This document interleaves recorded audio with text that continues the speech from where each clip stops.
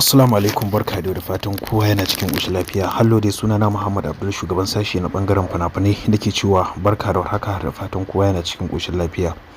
Ina masoyana masu sha'awar kallon fina-finai Indiya Hausa ba su san yadda za su yi ba, kan Bidimet babu, kan Telegram babu, ba ku san yadda za ku yi ba. To lallai nesa ta zo kusa. Ga wanda suke sha'awar su shiga wannan group namu na VIP, za ku iya tuntuɓar mu akan wannan number. Kamar yadda kuka sani, kusan kullum wannan shafin nawa nakan saki duk wasu sabbin fina-finai a cikin wannan shafin nawa, ta yadda dukkan wanda yake son fina-finai zai rika samun su akan kari kuma akan lokaci. Hallo kuma group din mu har yanzu a buɗe yake.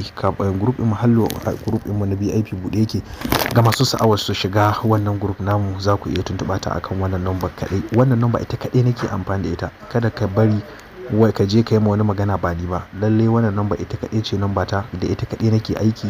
Za ku iya kira domin ku ji ƙarin bayani, ko kuma ku yi min magana ta kan WhatsApp ko kuma kan Telegram, ku ji yanayin yadda tsare-tsaren mu suke, ta yadda za ku iya mallakan duk wasu sabbin fina-finai idan muka saka. Kamar yadda kuka sani, idan kuka duba wannan shafin nawa, duk fim ɗin da na yi muku tallarsa, to ba shakka wannan fim ɗin na tabbatar da ingancinsa kuma na tabbatar da fassarar tashi.